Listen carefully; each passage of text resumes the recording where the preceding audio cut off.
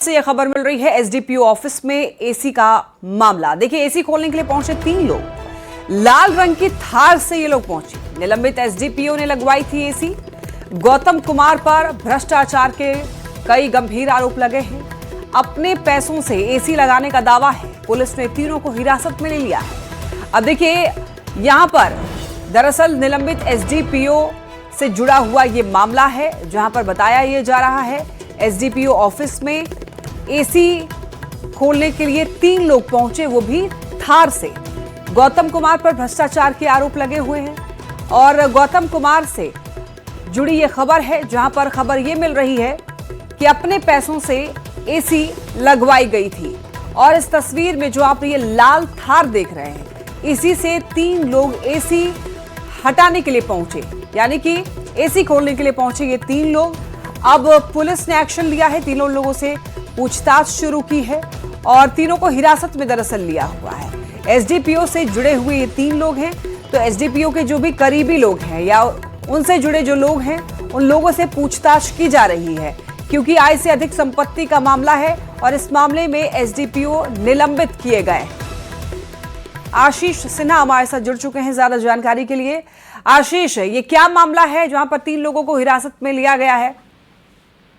जी देखिए, एसडीपीओ गौतम कुमार पर आय से अधिक संपत्ति वाला मामला चल रहा था, जिसमें उन्हें निलंबित भी किया गया था। उन्हीं की गाड़ी बताई जा रही है। ये लाल रंग का थार है, आप देख सकते हैं। उसमें जो 3 लोग आए थे उनको हिरासत में लिया गया था। ये रात को जो ऑफिस कार्यालय में कुछ जो बताया जा रहा है कि सूत्रों से मिली जानकारी के मुताबिक जो एसी लगा हुआ है उनके समय का लगा हुआ था, जिसको खुलवाने की कोशिश की जा रही थी। और जो विस्तृत जानकारी है वो तो पूछताछ में क्या कुछ खुलासा हुआ अभी पुलिस नहीं बताई है, पूरी तरह से विस्तृत नहीं किया गया है। क्या कुछ मामला सामने आता है उस पर नजर रहेगी। जी, तो ये लाल थार किसकी है आशीष? ये थार उनके रेसिडेंस में, उनके कार्यकाल में लगा रहता था। ये गाड़ी उनकी ही बताई जा रही है, जो गौतम कुमार के ही है और किन्हीं के नाम से, उनके परिवार में किसी के नाम से लिया गया है गाड़ी। जी आशीष, बने रहिए, अभी जुड़ेंगे आपसे। एक और खबर है। देखिए, गौतम कुमार की मुश्किलें बढ़ती हुई दिख रही हैं। जी हां, फिलहाल निलंबित है एसडीपीओ। ईओयू को नई जानकारी मिली है। 40 बीघा जमीन की जानकारी ईओयू को मिली है।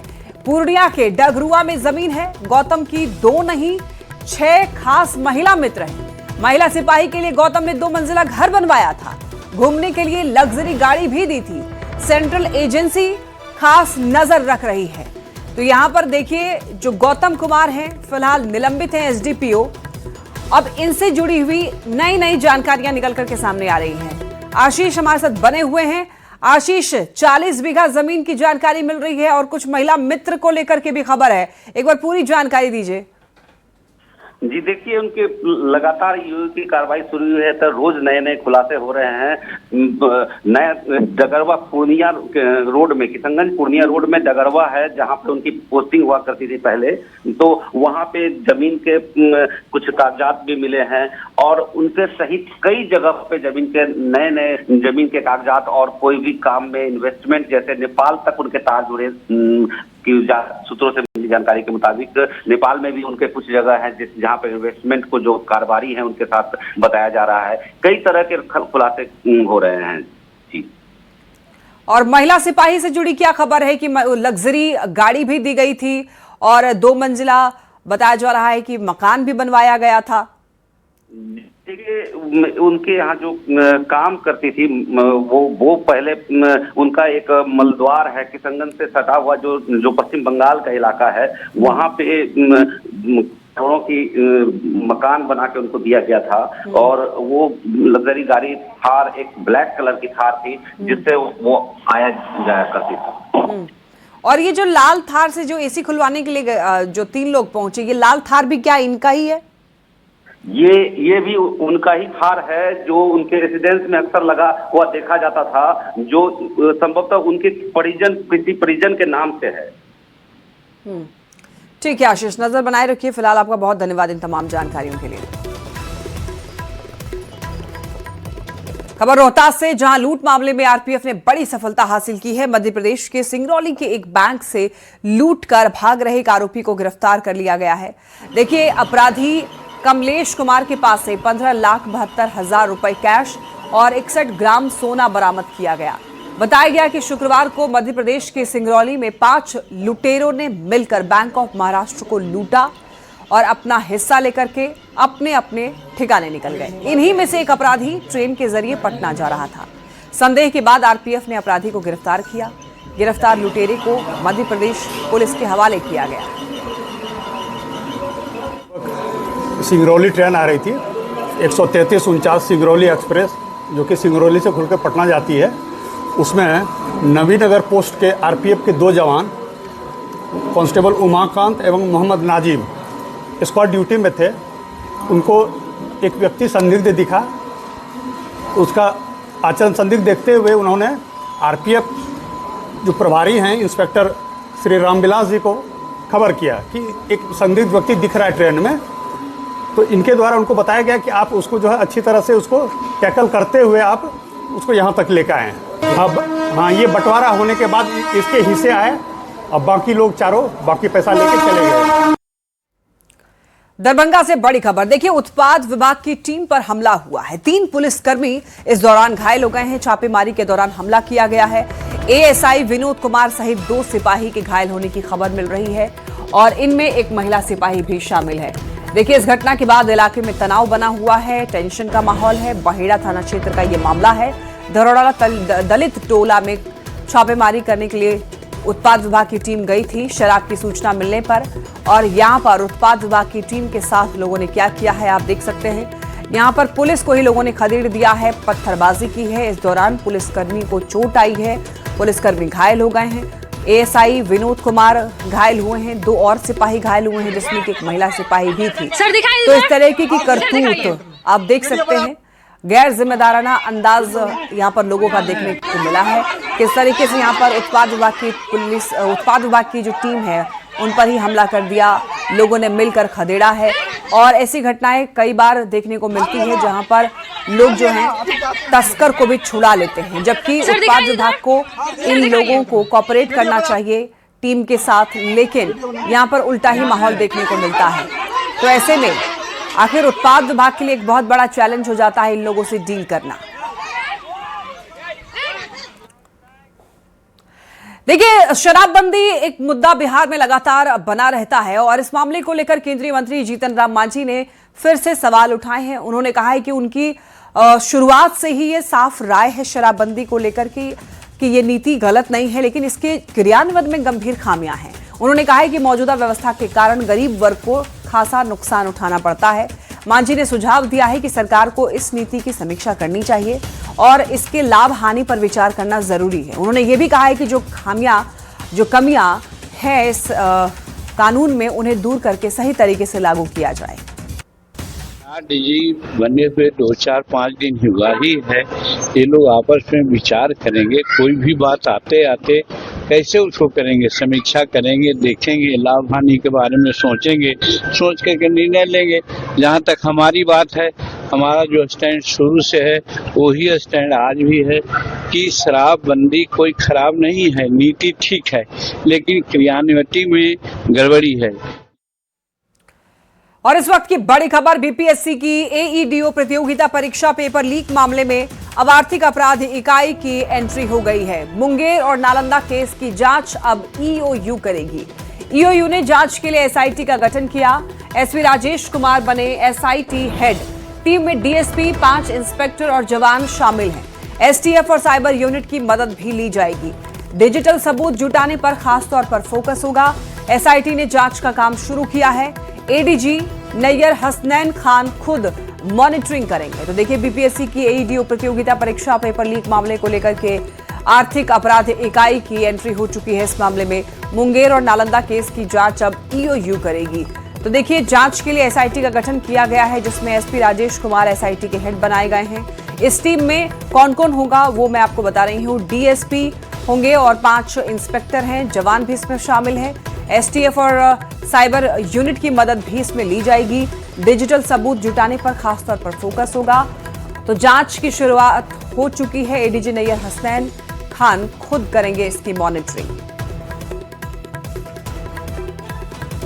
और अब बात कर लेते हैं झारखंड में हो रहे जेपीएससी की एग्जाम को लेकर के। देखिए, जेपीएससी की परीक्षा और परीक्षा को लेकर राज्य में अलर्ट जारी किया गया है। सभी सेंटर पर 2 पालियों में परीक्षा होने वाली है। तो रांची में देखिए 96 और लातेहार में 13 केंद्र पर परीक्षा आयोजित हो रही है। 2 पालियों में दरअसल ये परीक्षा आयोजित होगी। पहली पाली सुबह 10 बजे से लेकर के 12 बजे तक होने वाली है। दूसरी पाली दोपहर 3 बजे से लेकर के 5 बजे तक। तो सभी केंद्रों में जब पहली पाली के लिए अब जो अभ्यर्थी हैं वो पहुंचना शुरू हो चुके हैं। सभी केंद्रों पर कड़ी निगरानी के निर्देश भी हैं। केंद्र के 100 मीटर दायरे में धारा 163 भी लागू कर दिया गया है। भीड़ जुटने और अव्यवस्था पर यहाँ पर प्रतिबंध रहेगा। शांतिपूर्ण तरीके से, निष्पक्ष तरीके से कदाचार मुक्त परीक्षा कराने की तैयारी यहाँ पर की गई है ताकि किसी भी तरीके की गड़बड़ी यहाँ पर ना हो सके। तो ऐसे में सुरक्षा के पुख्ता इंतजाम है, तमाम तैयारियां की गई हैं जेपीएससी की परीक्षा को लेकर के। ये जो तस्वीरें हैं वो भी हमने आपको दिखाया। गौरव हमारे साथ जुड़ रहे हैं ज्यादा जानकारी के लिए। गौरव, जेपीएससी की परीक्षा और इसको लेकर हाई अलर्ट जारी किया गया है और 2 पालियों में परीक्षा होने वाली है, लेकिन केंद्रों पर किस तरीके से तैयारियां हैं, पूरी जानकारी दीजिए। परीक्षा होनी है और इसी परीक्षा को लेकर लगातार सुबह से ही विद्यार्थी जो है अपने अपने सेंटर्स पर पहुंचने लग गए हैं। अगर हम सेंटर्स की बात करें तो राज्य भर में 500 से अधिक केंद्र बनाए गए हैं, जिनमें से सिर्फ रांची में 96 केंद्र हैं। इस परीक्षा में करीबन 2 लाख से अधिक विद्यार्थी जो है वो शामिल होने वाले हैं। और इसे लेकर अगर हम केंद्र की बात करें तो परीक्षा केंद्रों पर 2 से 3 लेयर की जो चेकिंग है वो की जा रही है। पहले गेट पर एडमिट कार्ड चेकिंग के साथ उन्हें परीक्षा केंद्र पर अंदर भेजा जा रहा है, जिसके बाद उनका जो चेकिंग है, उनके बैग की चेकिंग है, उनके बॉडी की चेकिंग करे, तमाम चेकिंग जो है वो की जा रही है। क्योंकि झारखंड में पूर्व से ही क्वेश्चन पेपर लीक का मामला सामने आता रहा था। निश्चित तौर पर झारखंड सरकार और जेपीएससी ये प्रयास करेगी कि ये परीक्षा बेहतर से बेहतर तरीके से संपन्न कराया जाए, क्योंकि इस परीक्षा में सिर्फ झारखंड ही नहीं बल्कि देश के अलग अलग राज्यों से विद्यार्थी पहुंच रहे हैं। अभी हमारी बात कुछ विद्यार्थियों से हो रही थी, उन्होंने कहा कि वो उत्तर प्रदेश से आए हैं, बिहार से आए हैं। उनकी भी उम्मीदें ये है कि झारखंड में अगर बेहतर तरीके से परीक्षा संपन्न होती है तो उनकी नौकरी झारखंड में होगी। तमाम तैयारियां पूरी कर ली जा चुकी है। पहली पाली 10 बजे से प्रारंभ होगी, जो 12 बजे तक चलेगी। वहीं दूसरी पाली 3 बजे से प्रारंभ होगी, जो कि 5 बजे तक चलेगी। दोनों ही पालियों के लिए तमाम व्यवस्थाएं राज्य के सभी 96 सेंटर्स पर की गई हैं और लगातार विद्यार्थी जो है उनके पहुंचने का सिलसिला भी प्रारंभ हो चुका है। ठीक है गौरव, बहुत धन्यवाद आपका इन तमाम जानकारियों के लिए। तो जेपीएससी की परीक्षा 2 पालियों में आयोजित हो रही है, जिसके लिए तमाम तैयारियां परीक्षा केंद्रों पर की गई हैं। और इस वक्त की एक बड़ी खबर, सीएम सम्राट चौधरी आज देवघर जाने वाले हैं। बाबा धाम में दर्शन करने के लिए पहुंचेंगे सम्राट चौधरी। दरअसल सीएम बनने के बाद ये पहली बार है और राज्य की सफलता की कामना करने वाले हैं। तो देखिए, सीएम बनने के बाद सम्राट चौधरी पहली बार देवघर जा रहे हैं, जहां पर लोग जाते हैं पूजा करने के लिए। और देवघर बाबा धाम में पूजा करने के लिए अब सम्राट चौधरी भी जाने वाले हैं। तो मुख्यमंत्री बनने के बाद, राज्य की कमान संभालने के बाद ये पहला मौका है जब देवघर जाएंगे सम्राट चौधरी। राज्य की सफलता की भी कामना करने वाले हैं।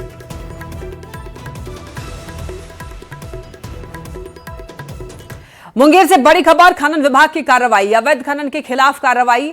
देखिए, गिट्टी ढो रहे 6 ट्रकों को जब्त किया गया है। चालान नहीं होने पर कार्रवाई हुई। ट्रक के 4 ड्राइवर भी गिरफ्तार किए गए।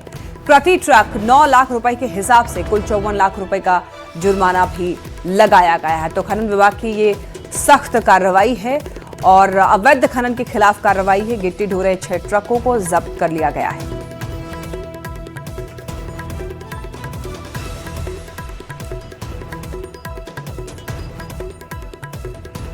और जमशेदपुर की खबर की ओर रुख करते हैं, जहां पर भीषण गर्मी के बीच आग की घटनाएं देखिए लगातार बढ़ रही हैं। एक ताजा मामला सोनारी थाना क्षेत्र के आवास टावर अपार्टमेंट का है, जहां 3री मंजिल के एक फ्लैट में अचानक एसी ब्लास्ट होने से आग लग गई है। देखते ही देखते आग ने विकराल रूप ले लिया है और पूरा फ्लैट धुएं से भर गया और आग की लपटें जो हैं वो बालकनी में भी दिखाई दी। उस समय घर में मौजूद युवक और बुजुर्ग किसी तरीके से बाहर निकल गए, जिसकी वजह से उनकी जान बच पाई।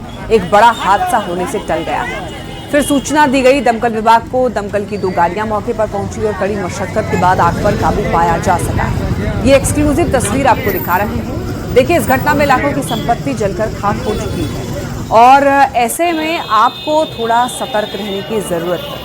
देखिए, जब बाहर का टेम्परेचर बहुत ज़्यादा हो जाता है तो किसी भी मशीन को बहुत लंबे समय तक ऑन करके रखना खतरनाक साबित हो सकता है। ज़रूरी है कि आप एसी को थोड़ी देर तक चलने के बाद उसे आप ऑफ कर दें, ताकि उसे भी थोड़ी सी आराम मिल सके, यानी कि उसका जो प्रोसेसर है वो थोड़ा आराम कर सके, जिससे कि इस तरीके के ब्लास्ट कम हो। तो आपको कोशिश यही करना है, एसी जब भी यूज़ करें थोड़ी देर के बाद एसी को ऑफ कर लें।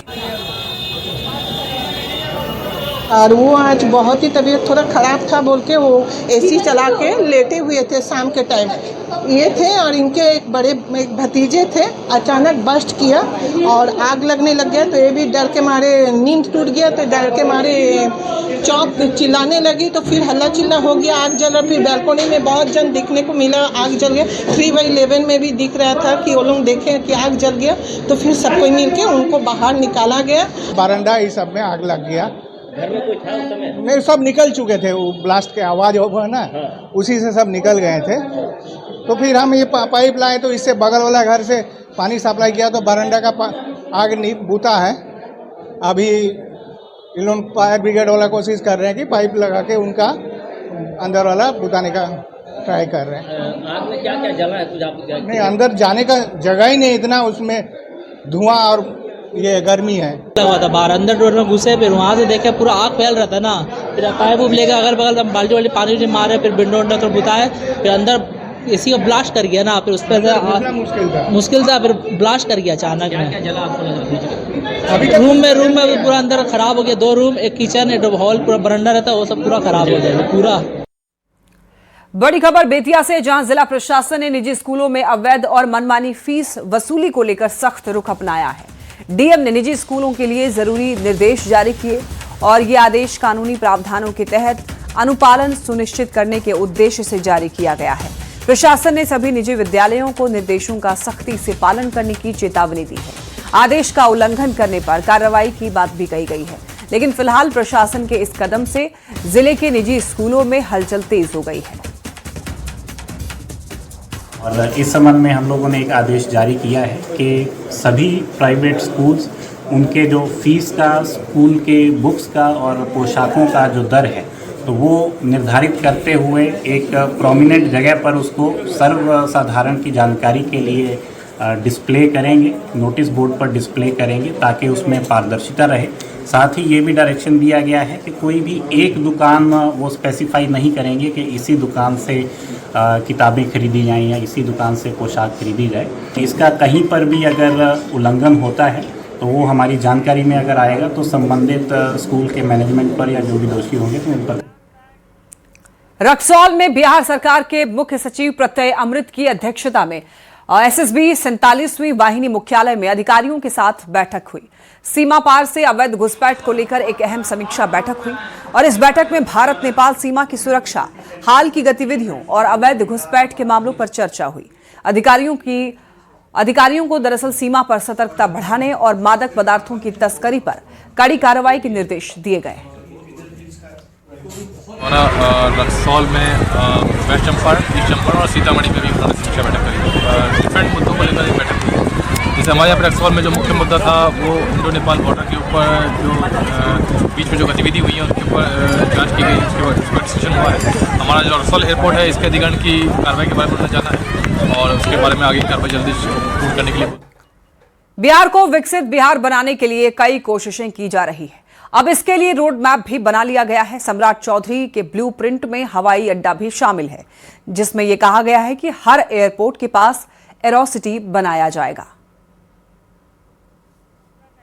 बिहार बनेगा विकसित बिहार और इसके लिए रोड मैप तैयार किया जा रहा है। एक ब्लूप्रिंट तैयार किया गया है, जिसके जरिए अब सम्राट चौधरी ने कहा है कि यहां पर हवाई अड्डा पर खास तौर पर फोकस रहेगा और एयरपोर्ट के पास एरोसिटी बनाया जाएगा।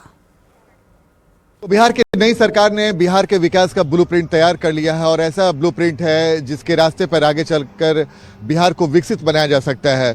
बिहार के मुख्यमंत्री सम्राट चौधरी ने एक महत्वपूर्ण बैठक कर जो महत्वपूर्ण बातें कही वो बेहद महत्वपूर्ण है और उन्होंने अधिकारियों को जो निर्देश दिया और अधिकारियों से जो उन्हें फीडबैक मिला है, उसी रास्ते पर सम्राट चौधरी की सरकार चलने वाली है और बिहार को एक विकसित बिहार बनाने का सपना पूरा करने वाली है और उसमें महत्वपूर्ण रोल अदा करेगी जो बिहार में जितने भी एयरपोर्ट हैं वो हर एयरपोर्ट के नज़दीक एक एरो सिटी बनाने की तैयारी चल रही है जो बिहार के विकास में मील का पत्थर साबित हो सकता है। और सबसे बड़ी बात है कि जितने भी राज्य में बड़े हवाई अड्डे हैं उनके नज़दीक एरो सिटी का निर्माण तो करा ही जाएगा, वहाँ पे कमर्शियल हो या फिर लॉजिस्टिक हो या फिर पर्यटन से जुड़े विशाल इंफ्रास्ट्रक्चर तैयार करने की तैयारी की जा रही है। जाहिर तौर पे अगर इसका निर्माण कराया जाता है इन सबों का तो बिहार में निवेश तो बड़े पैमाने पर आएगा ही, रोजगार के नए अवसर भी बनेंगे और युवाओं को रोजगार भी मिलेगा और साथ ही ग्लोबल कमर्शियल हब के रूप में भी इससे एयरपोर्ट के अगल बगल के इलाकों को विकसित किया जाएगा। जाहिर तौर पे बेहद महत्वपूर्ण हो जाएगा। साथ ही एयरपोर्ट के वजह से बिहार के विकास में कितना महत्वपूर्ण कार्य हो सकता है इसको आप ऐसे भी समझ सकते हैं, जिसको लेकर बिहार सरकार लगातार अब एग्रेसिव मोड में काम करने की शुरुआत करने वाली है। और खासकर जो पटना गया से जो इंटरनेशनल फ्लाइट है उसमें संपर्क बढ़ाने के लिए विशेष नीति भी बनाई जा रही है। जाहिर तौर पे इसके तहत पटना और गया एयरपोर्ट से नई इंटरनेशनल जो फ्लाइट है उसकी सेवाएं शुरू की जाएगी। ये बेहद महत्वपूर्ण हो जाएगा। जो ग्रीनफील्ड टाउनशिप बनाई जाएगी, 11 सैटेलाइट टाउनशिप बनाई जाएगी, जिसकी वजह से जो पूरी इलाका है जहाँ पे इसका निर्माण होगा वो तो डेवलप होगा। एक बड़े पैमाने पर निवेश की भी संभावना बताई जा रही है। तमाम बातें अगर होंगी तो जाहिर तौर पे इसके लिए एक बड़े निवेश की जरूरत होगी और बिहार सरकार ने अगर ये प्रयास शुरू किए हैं और जिस तेज गति से अगर इस प्रयास पे काम शुरू हो जाएगा तो जाहिर तौर पे एक बड़े पैमाने पर निवेश आने की पूरी संभावना है। और अगर ऐसा होता है, जब निवेश आता है तो बिहार का विकास भी तेज गति से हो पाएगा। कैमरामैन मनीष जुनेजा के साथ आनंद अमृतराज, न्यूज 18 नेटवर्क, पटना। और अब खबर एक बेहद ही खूबसूरत और सुखद तस्वीर की जो बदलते बिहार की कहानी बता रही है। यह तस्वीर नासा ने जारी की है जो अंतरिक्ष से ली गई है और इस सैटेलाइट इमेज में यूपी बिहार का सबसे ज्यादा चमकीला यहां पर आप फोटो देख सकते हैं जो ये दिखा रहा है कि बिजली की उपलब्धता की वजह से कैसे अंतरिक्ष से भी बिहार सबसे ज्यादा जगमग है। दरअसल नासा ने एक नया ग्लोबल नाइट टाइम मैप जारी की है जिसमें साल 2014 से 2022 के बीच पृथ्वी पर रात के समय रोशनी में आए बदलावों को सैटेलाइट इमेज के जरिए दिखाया गया है। यूपी और बिहार में रात के समय रोशनी का इस तरह बढ़ना पिछले 10 से 15 वर्षों में भारत की एक बड़ी उपलब्धि मानी जा रही है। तो यही वो तस्वीर नासा ने जारी की है जिसमें आप देख सकते हैं कि यूपी बिहार वाला जो एरिया है वो सबसे ज्यादा चमकता हुआ आपको दिखाई दे रहा होगा और ये जाहिर तौर पर बदलाव की एक बहुत ही अच्छी तस्वीर जारी की गई है और नासा ने चूंकि ये तस्वीर जारी की है तो इसे कोई झुटला भी नहीं सकता है। तो आसमान से चमकता हुआ ये बिहार आप देख सकते हैं।